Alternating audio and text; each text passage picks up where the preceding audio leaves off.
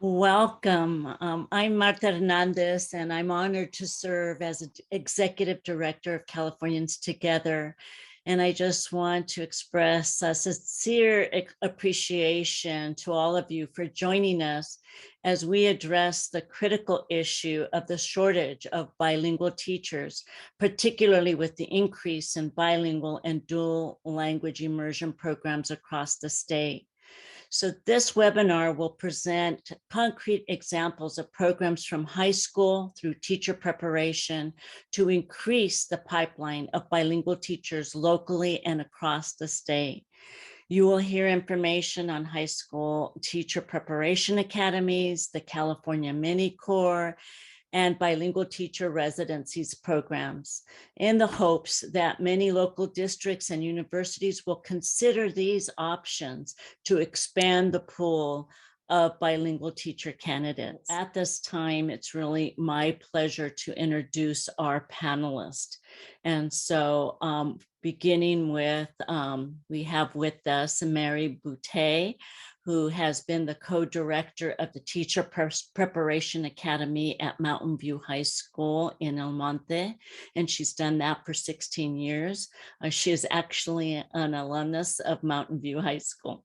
She is also the CTE department head and teaches the business finance courses.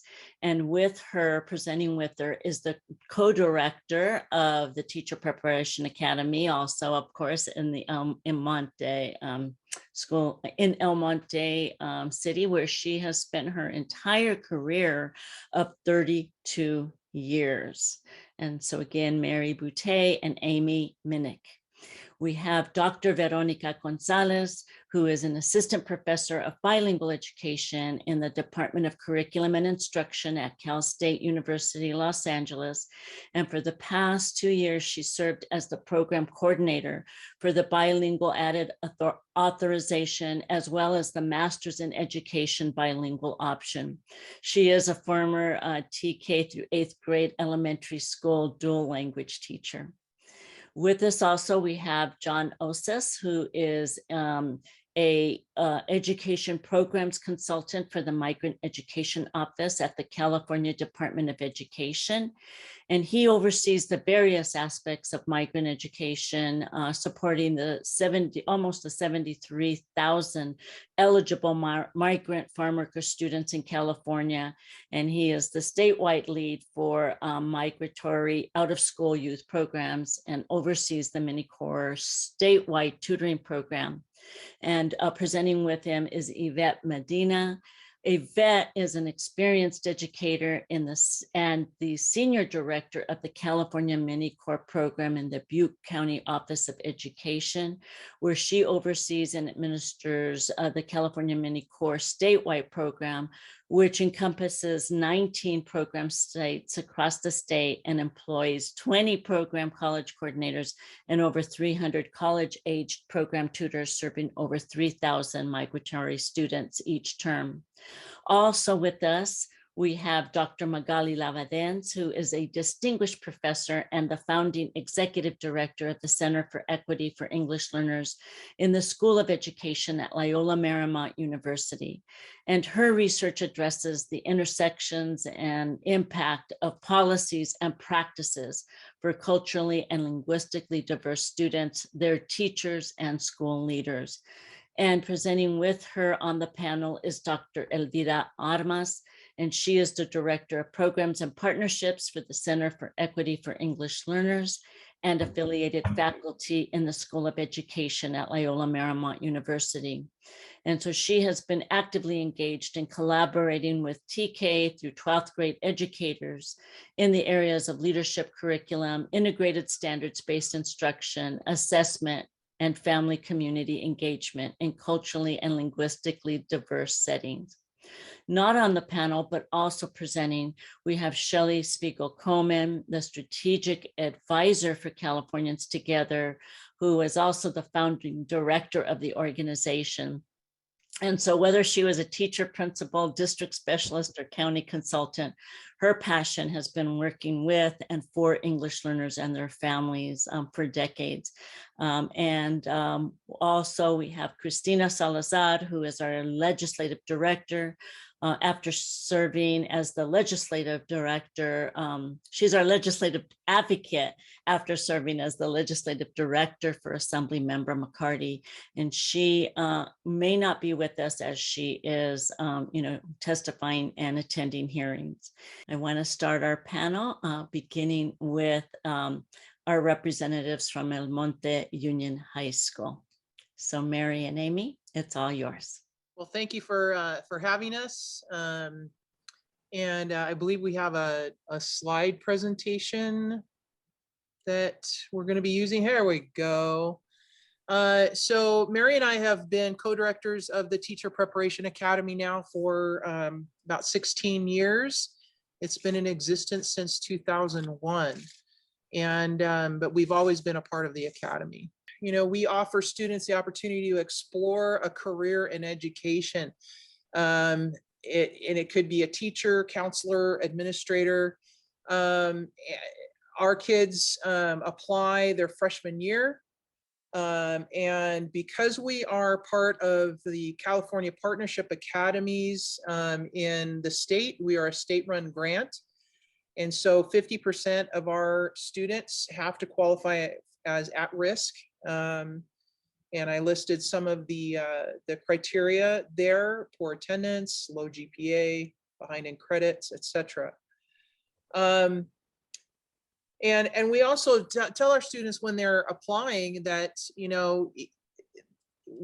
if they're interested in some kind of a service-oriented career and they're not sure that teaching might be it, but it might change their mind if they had an opportunity to just be involved in it, that, we're the academy for them. So any kind of service-oriented medicine, law enforcement, etc. We encourage them to apply as well, because they can learn a lot through the experience in our academy.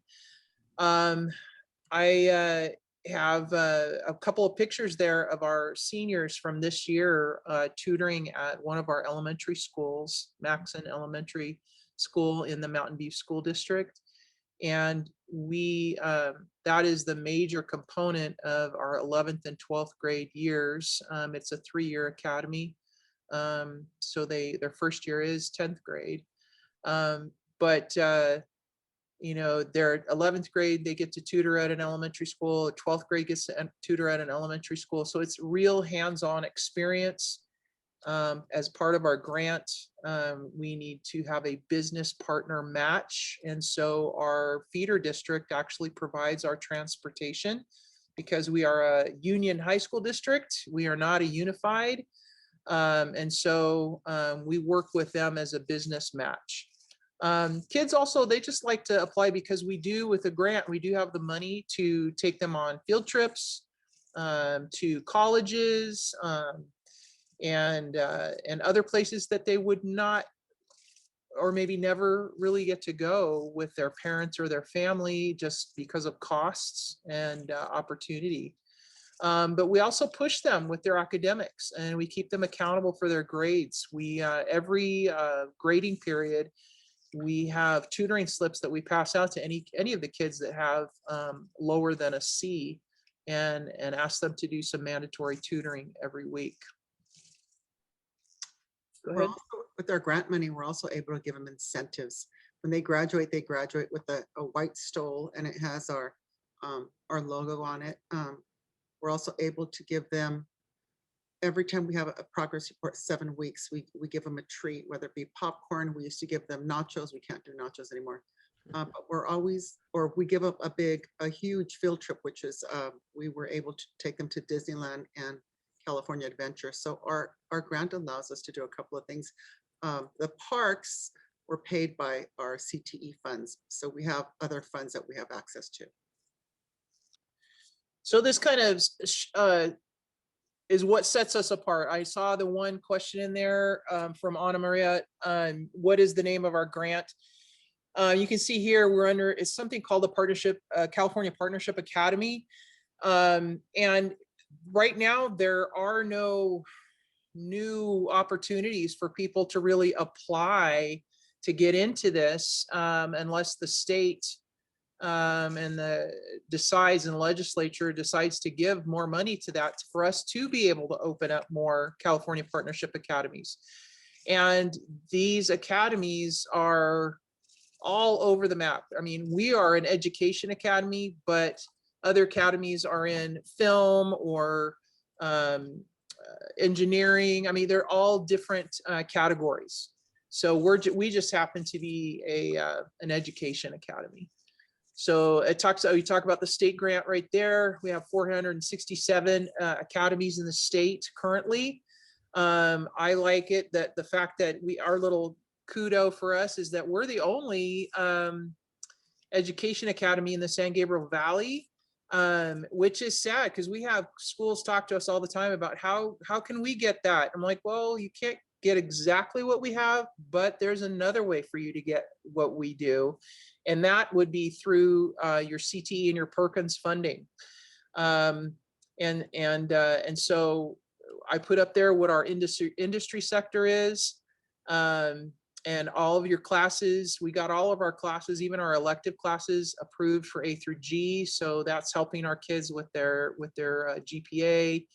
And then Mary and myself and one of our other teachers who teaches the elective. Hey.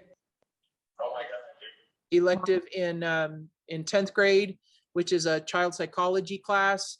We all got our CTE credential, but we went through the Orange County Department of Education. They just were very helpful and very easy way to get that. And so with all three of us getting that, we are now can access Perkins funding, which is an extra funding. So on top of our grant. So our CTE director, we can apply to get, money to go on a field trip, and they'll pay for it, that way. So, and that's huge for our college and career indicator on the California School Dashboard. That our kids are, they're completers. They complete that whole pathway through taking our classes, the electives in particular, but being a part of our academy. Do you want to add anything to that, Mary? No, I was gonna add more to Orange County, but we're fine. Okay. All right. Next slide. We have 2 minutes. Okay. So we do have some connections with our teacher pipeline, through Rio Hondo College, which is our local community college, Cal State LA, woohoo for Veronica, and with Augustine is usually our contact when we go there. And then we also have a contact through Cal Poly Pomona, Dr. Maribeth Murray. And just to show the kids, it's like, hey, you can start at a junior college, community college, and start in the pathway there, and then transfer and still get your degree and your credential in 4 years. They have different programs to be able to help them do that. Go ahead, next slide. So tutoring at the elementary schools, like I said, the juniors go to one particular elementary school, Payne Elementary, and they will send over a teacher and their TOSA to help train our kids before our kids go over and tutor, cross-age tutor for the first time. We are on a block schedule at our high school, and so that really helps us to be able to leave here, get over there, tutor for almost an hour, and then get on back on the bus and get back to our school well in enough time for them to get to their next class. And then their senior year, they get to do it again, but at a different school. We always encourage the kids to maybe choose a different level. If they did kinder their first time, maybe choose some of the older kids their second time through. Go ahead. And then community service, we're huge on that, paying it back. So we do a lot of community service in the community from our toy drive at Christmas time to the Fiesta of Books, which is a yearly free giveaway to students and child elementary school age and above students who can come get a free book. We'll do the Dr. Seuss Read Aloud Day in March. And then anything that we can get into to help out at the different feeder schools, we love to do that. We love to do face painting for free. And our kids absolutely love doing that, paying it forward, paying it back, however you want to see it, but just getting involved in their community and learning more about how to give back to people who are just like them. I mean, because this is their community, you know. Do we have one more slide, or was that it? I can't remember. Okay, we can do questions at the end. Yeah, so in 2017, we did win the Golden Bell Award, which is put out by the Association of School Board Association of School Board Members. And it was almost like a mini WASC. They came in, they evaluated a lot of things about our program.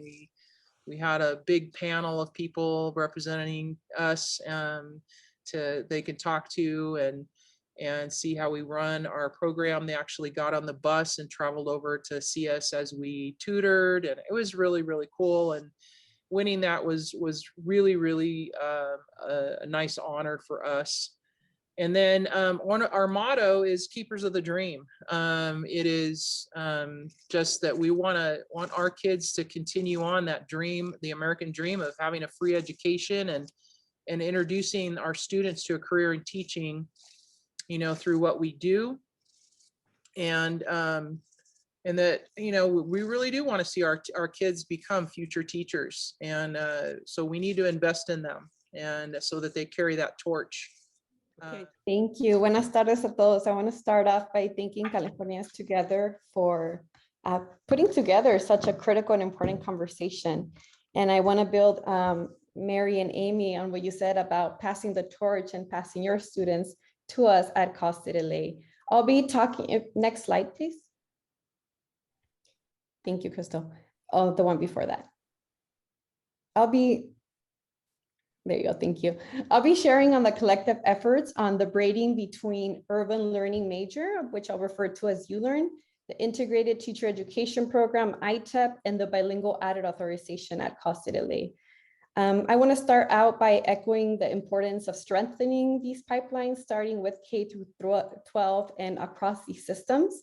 I just learned that one of my current students in the bilingual pathway is a former student from the El Monte Teacher Education Prep, and she was Mary's and Amy's student. So thank you for that. Next slide. So before going into the mechanics of the pathway, the ITEP program at Costa de Ley, I want to start by contextualizing the reality and the demographics of the student population that we serve.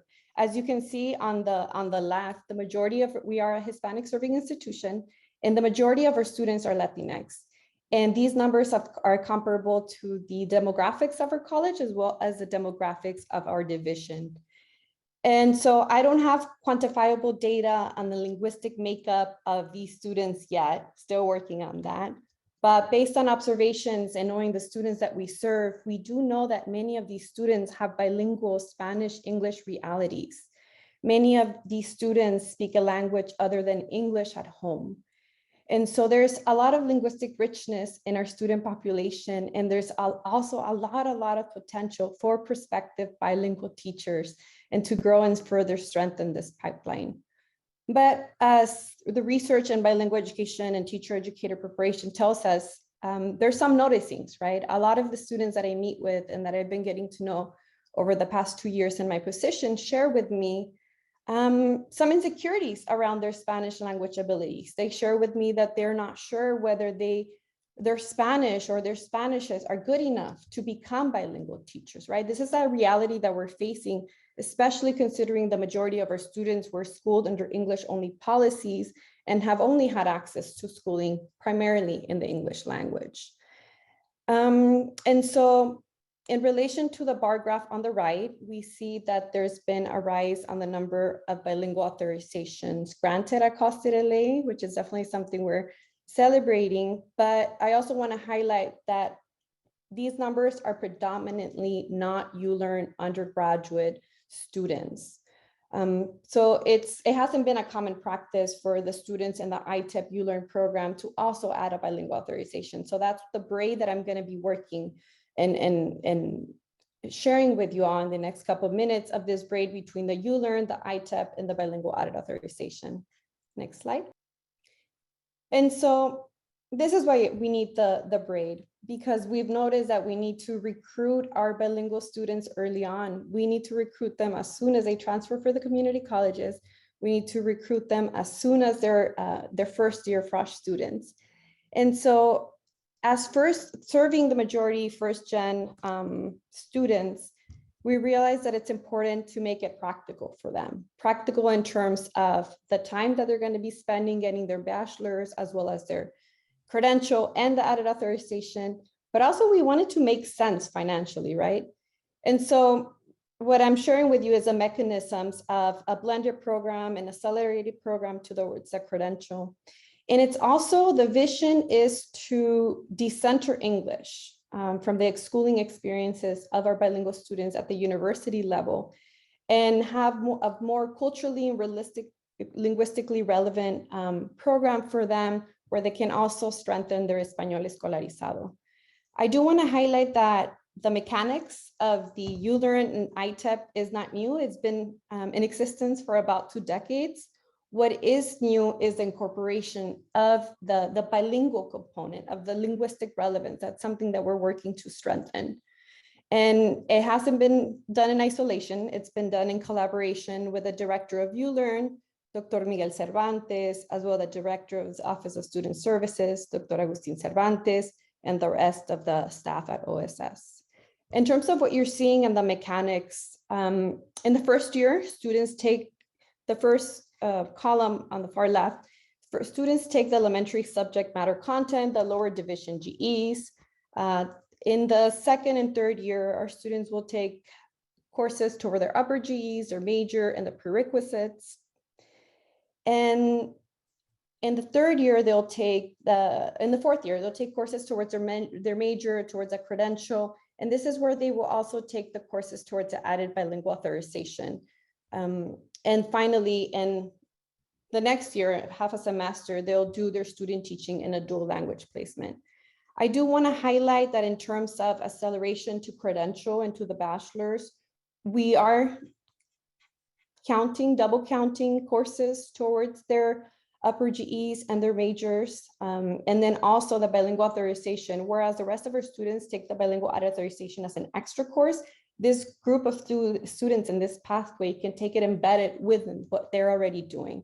So as of now, it's a pathway, but we're working on it so that it becomes an official option of the ULRN program by the fall 2024 years. And so again, the mechanics of this braid, the braid that we're constructing, will allow us, for students to obtain be part of these 3 programs within about 4.5 years. And in terms of bilingual added authorization, this will allow students to take Spanish as part of their lower division and their GEs. It'll also allow them to take methods courses in Spanish, which is not something that we're doing currently, but we are working towards that. And moving towards prereq courses also being taught primarily in Spanish for students. Next slide. And so a bit more beyond the mechanics of the pathway, at the foundation of all of this work is centering cultural and linguistic relevance for our students. It's also the braiding. Ethnic studies is at the core of the ULRN program. So in this work, we're braiding the fields of ethnic studies as well as the field of bilingual education. And we also know we need to strengthen Español escolarizado. We're working towards that. In terms of the programmatic, again, just reiterating what I said earlier, it's also going to be a cohort model within this option, which allows us to tailor the advising to our bilingual students to this bilingual cohort, and to recruit early on, as well as to continue building our capacity. In terms of making sure that we're ready, we have a pilot going on this semester. We have a bilingual committee. We're working on strengthening our connections with the community dual language programs, identifying lecturers, faculty that are bilingual that can teach some of these courses in Spanish, and further support with these efforts as well. Next slide. Thank you. And so a bit about the logistics of this pilot that we have going on this semester and how it's been coming about. During this specific semester, I'm teaching one of the prereq courses to an identified group of ULRN students. And thank you, Shelley. So this is the pathway that we're working towards. We need to further do in terms of the logistics listed there, and I'll go on and close with the next slide. 8 minutes go by really fast. And so I want to end with a student testimonials. This is the, what the students are sharing in terms in the current bilingual pathway in the cohort. One student said, I feel like a part of home is with me. Being able to be part of the ULRN bilingual pathway makes my experience as a student feel more comfortable, and then I can identify with something. My experience has been empowering. I feel more comfortable and confident with speaking, expressing, and writing in both languages. Most importantly, I feel reconnected with my language. If my experience has been this positive, I can only imagine the difference we can make when we embrace all aspects of being bilingual and the impact we can create on our students and family. So just a reminder of the importance of this work and centering teacher preparation that works towards recentering the justice roots of bilingual education, and then incorporation of ethnic studies and bilingual education is one way to do this. Thank you. Great, thank you so much. So I'm going to hand it off to Yvette, who's going to give us our introduction. Hi, welcome everybody. It is a pleasure to be here with you this evening, and we're here to share more information about our wonderful program with you.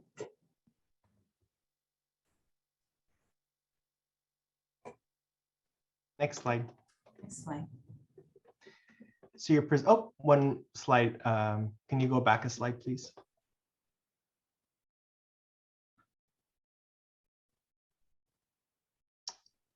There's a slide in between those two. You can just go to that one, John. Oh, okay. Well, anyways, our presenters today is myself, John Osis. I'm an education programs consultant at the California Department of Education, and I help oversee the California Mini Corp program at the state level.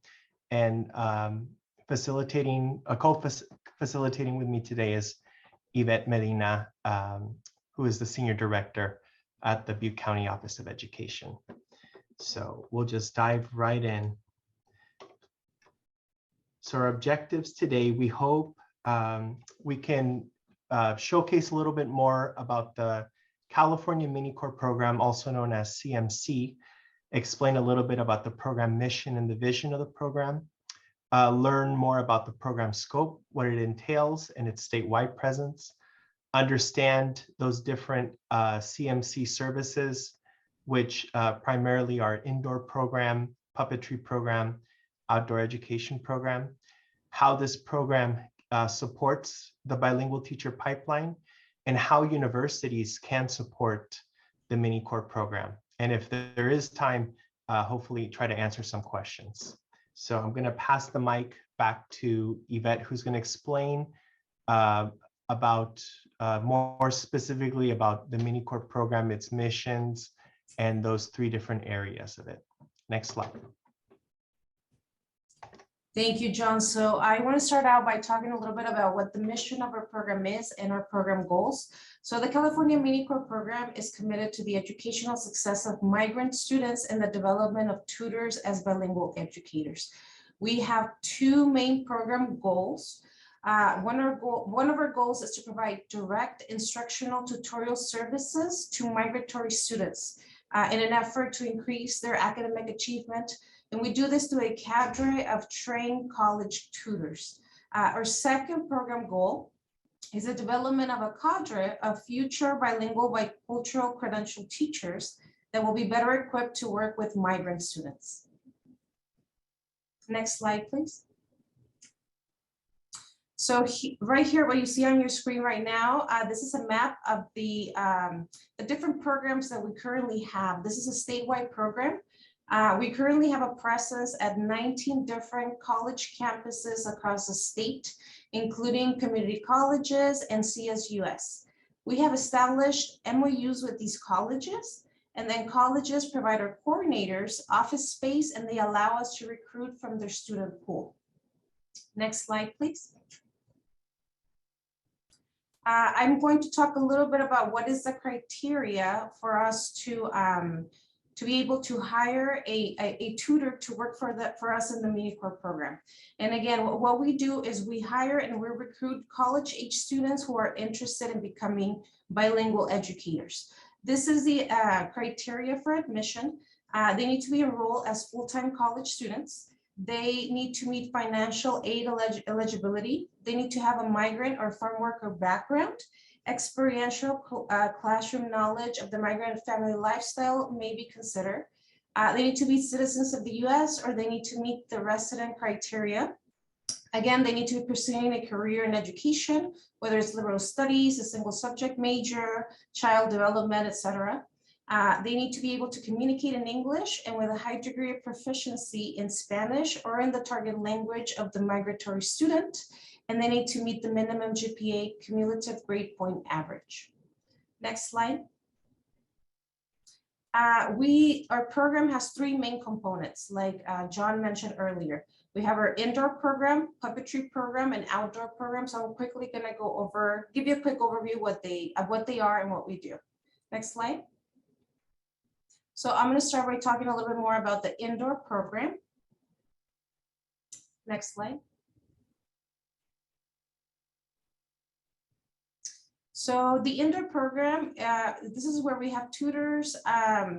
What we do is we hire tutors and we place them in K-12 school settings. And these are particularly settings where we have a high population or a high concentration of migratory students.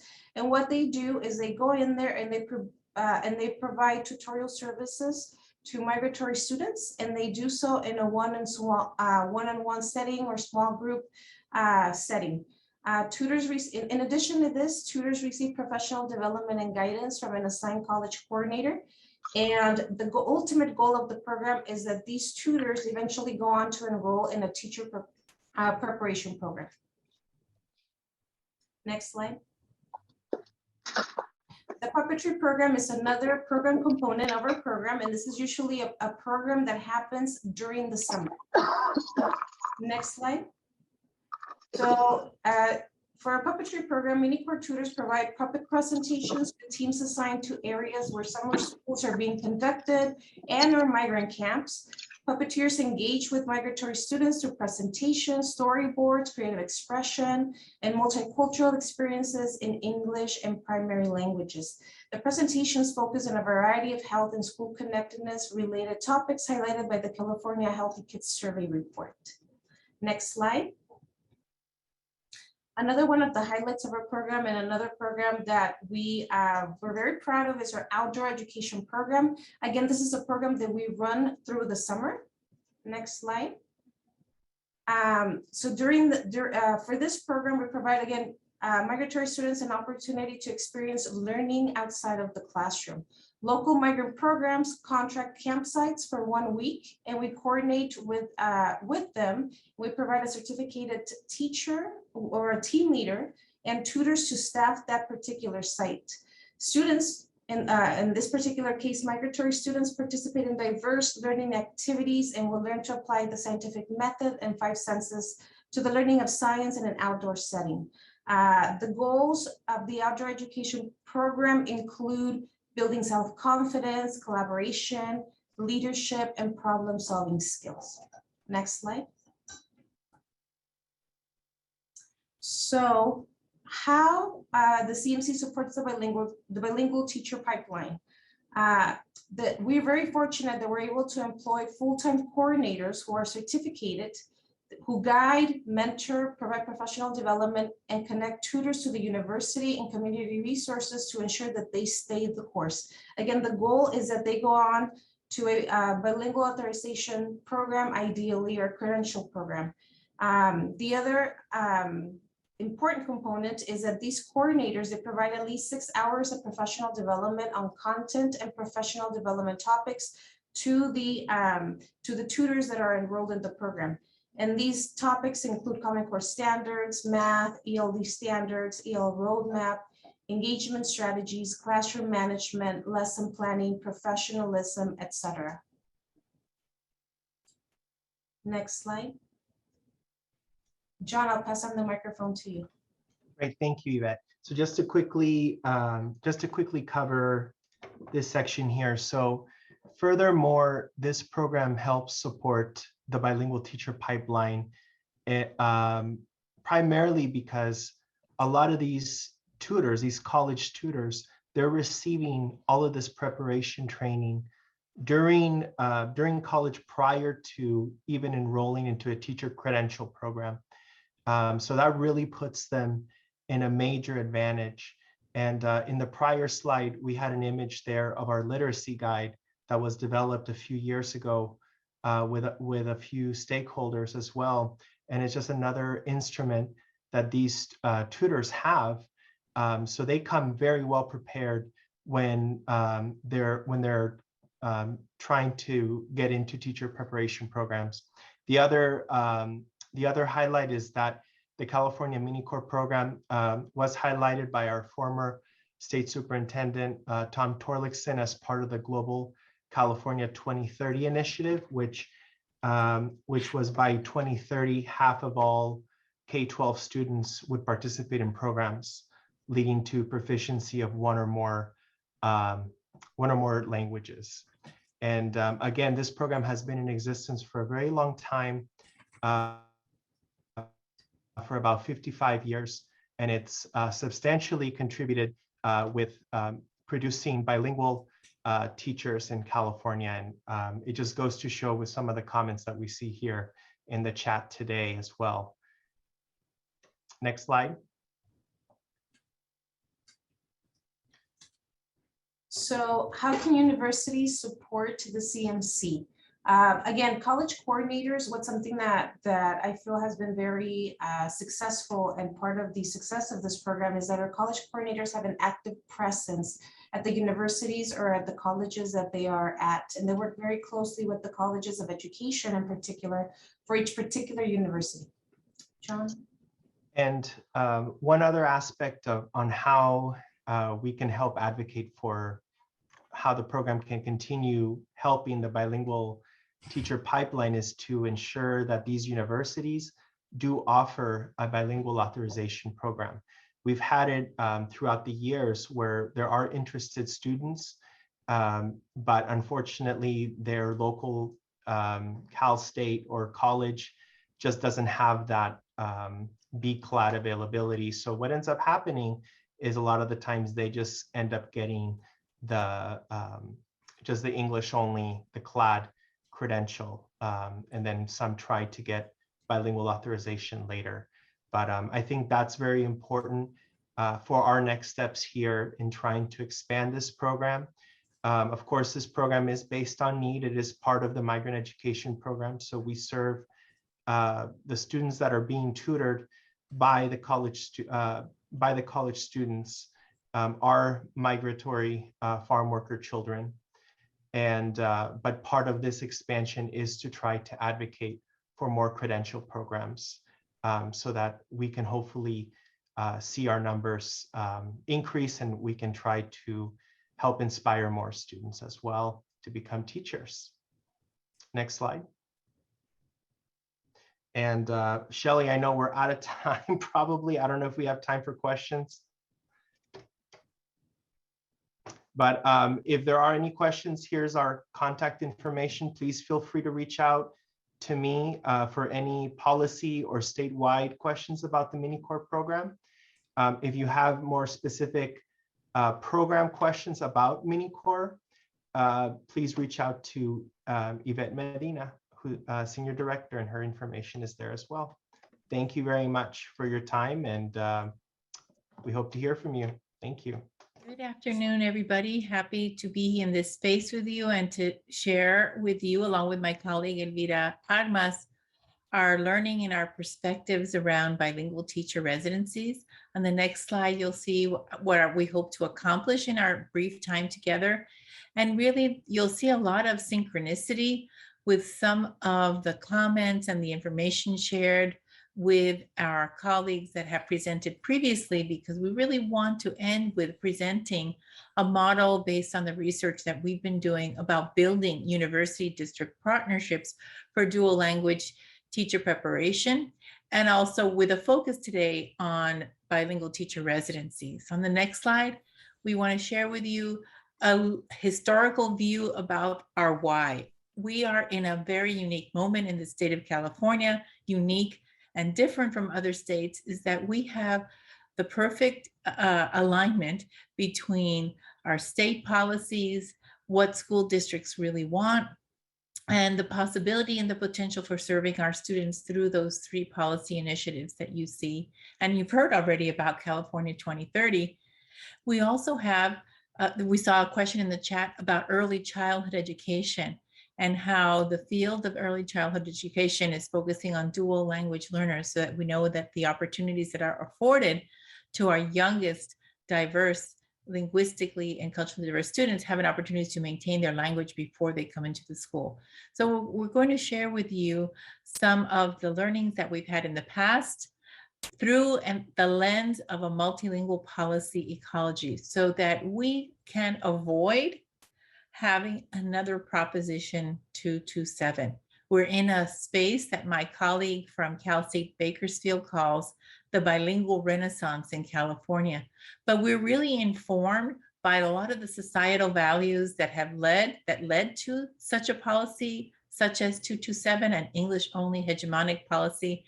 And there are still people out there, none in this space, but people out there who believe in a monolingual English-only approach and a very assimilationist practice to the education. We have in our state policies, state agencies in this space as well, that really are promoting this framing of multilingual policy ecology. But we know that the effort really needs to go in the implementation of these policies. And with that, my colleague Elvira will share a little bit about some of our work and what we've learned about bilingual teacher residencies through the work of our colleagues at the Center for Equity for English Learners.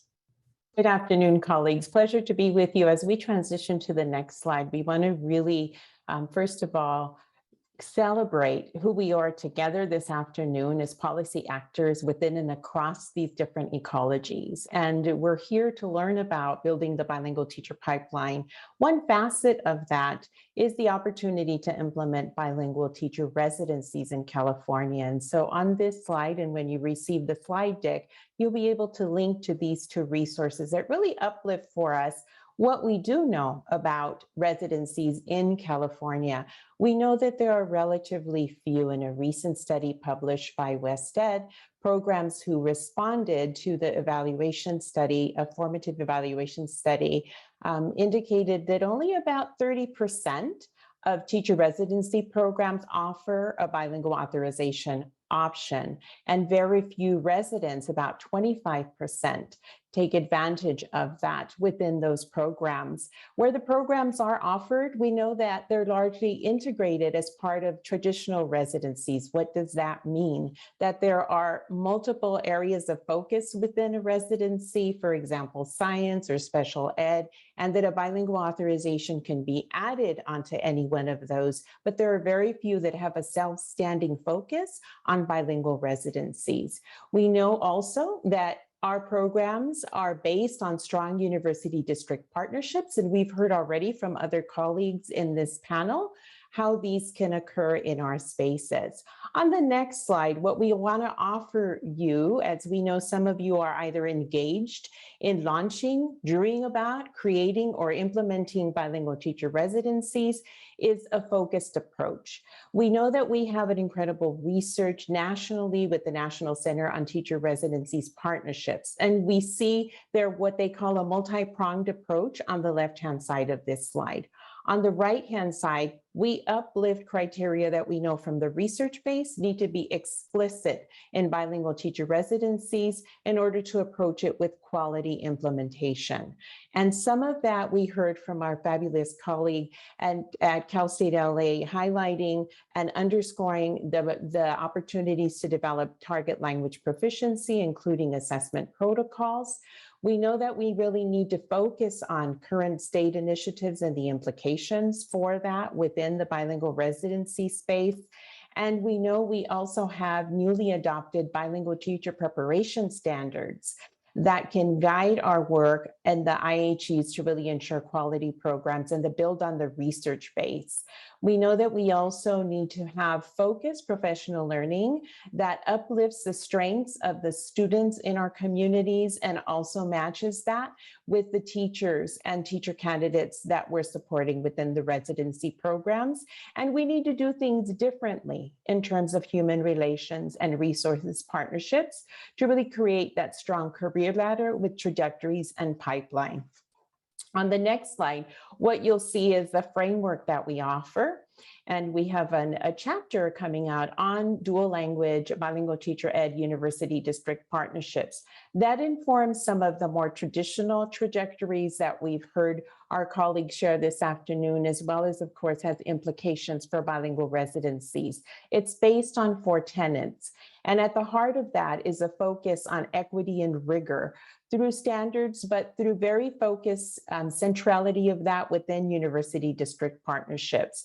It also centers in tenet 2 on identifying and really underscoring how relationships matter and how within the relationships as we build, especially a bilingual teacher residency program, we want to be sure that we have clarity in the relationships and that we have established roles within that. And we want to be able to underscore and emphasize our opportunities within what's called a third space, where our 2 cultures, the IHE culture and the LEA culture, meet in this third space as a learning community to ensure that we are focusing on critical consciousness so that we are truly actors within those multilingual policy ecologies. Along with that is ensuring that we are in fact privileging and lifting assets in our communities, including social, linguistic, and cultural wealth, and that we're focused on transforming spaces through biliteracy and bicultural, what we call zones of development. And the onus is on us to do that collectively. On the next slide, we offer some suggestions to underscore for bilingual teacher residencies the importance of university district partnerships. First and foremost, we need to together determine our readiness to be able to launch and operate, the allocation of resources, the opportunity to have new staffing models, and we've heard examples of that here. The willingness and the mindset to design and redesign our coursework in brave spaces and to challenge ourselves to be able to shift those mindsets to ensure that we're meeting the needs of our bilingual teacher candidates, especially in residency programs that require clinical experiences where at least 50% of their time is spent in a classroom at a time of teacher of record. And so on the next slide, what you'll see are some critical features of school and district leaders within being able to build and sustain bilingual teacher residencies.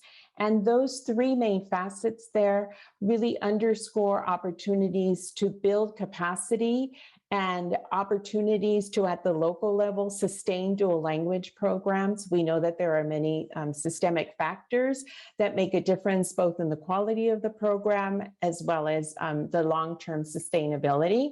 We know it's critical to have leader input within that, as well as to be able to identify opportunities for recruitment, as well as incentivizing our bilingual teacher residents and newly minted teacher candidates to stay in the dual language spaces. I'll transition to Magali for a few other ideas and closing thoughts. So as one model, and the model that really has in the research, and the next slide you could go next as well, in the research that really highlights the retention of bilingual teachers, because we want to grow our programs. We want to be able to recruit our candidates through these multiple pathways. Residencies have been identified in the research as one of the models that allows for retention as compared to other pathways. So in those clinically robust experiences, we want to be able to ensure that whatever model we have, that those partnerships, those resources, that dialogue, and those tenets of university district partnership that Elvira reviewed from our work are really in place. This is just a little spotlight. You've seen so many examples, heard so many examples from the presenters here about the high school programs. This is an article that is attention to us that in the previous years of bilingual teacher shortages, Mini Corp has been there to really provide the source. So we need to be able to continue to support, retain, and continue those models in order to not just recruit those new teachers into the field, but to retain them. And that is about the ongoing capacity building that our districts need to have. In the next slide, just as a reminder of what is coming up in the state of California for residency grants funding. We had a question earlier about what is their funding.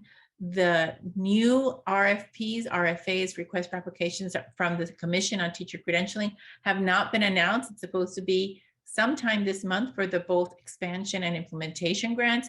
And one possibility is to sort of align and coordinate and collaborate with other folks. Cal State LA, for example, has a residency grant. So how can we really merge those initiatives along the way with the upcoming opportunities that are coming our way for residency grant programs? And finally, on the last slide, I think this is the last slide, we wanted just to share with you the research that informs our work. And this is our annotated bibliography that just came out earlier this year, and it has 350 resources broadly addressing 23 topics in English learner research. One of our topics is on bilingual teacher preparation. So those are annotations that will be there to serve as resources if you should need them. And we want to be able to close with the last slide. Any additional resources from our center, we'll be happy to answer questions at the end, but I know that we have an ongoing agenda. Thank you so much for your kind attention. So I'm going to be really quick now. I want to tell you a couple of things about wonderful opportunities that currently exist to build the bilingual teacher pipeline, and then those that are in the pipeline to offer us more opportunities. Next slide, real quick. So we have a bill that is being sponsored by ourselves and CABE to do just what John was talking about, that some of the CSUs do not have bilingual authorization programs, or they're very limited. This would be grants to CSU campuses to hire more faculty so that they can serve more students to leave with their bilingual authorization. So this bill is passed out of the Assembly Higher Education Committee and is now going to appropriations. Next slide. And there's another bill that was in relationship to what Veronica was talking about, the integrated teacher preparation model. This would have two kinds of grants. One grant to an IHE to plan to have what Veronica is doing at Cal State LA, and another grant for those institutions to either expand or implement something they've already planned. This too went out of Assembly Ed and is now in suspense. Next slide. And then there's another bill called Literacy for All, and in it, one component, there'll be 5 grants of $5 million to help 500 new bilingual teachers get their credential. That bill is also going to Assembly Probes. It includes recruiting State Seal of Biliteracy awardees into the teaching profession. Next slide. So those are bills you're going to want to be engaged in with us. So go on our website, fill out the form, and you'll get notification on them. Here are programs that are already funded. I'm not going to go through them. Crystal's going to put in the chat a handout that lists all of these and the connections for where to find out about the programs. But these are programs that already exist. I want to just point to the classified one because there will be a request for proposal that you all can look for in June of 22 and February of 23. You see when the proposals are due to help your classified employees become teachers. And many of them we know are bilingual. Next slide. The CTE incentive grant is really what Mary and Amy talked about, and they'll be coming out next year. The grants have already been awarded for this year. And this is a brand new one. People asked about pre-K and TK. This is a grant program that would really encourage more people to be prepared and to pay their expenses to getting their credential, who would work in state preschools as well as our new TK classrooms. Next slide.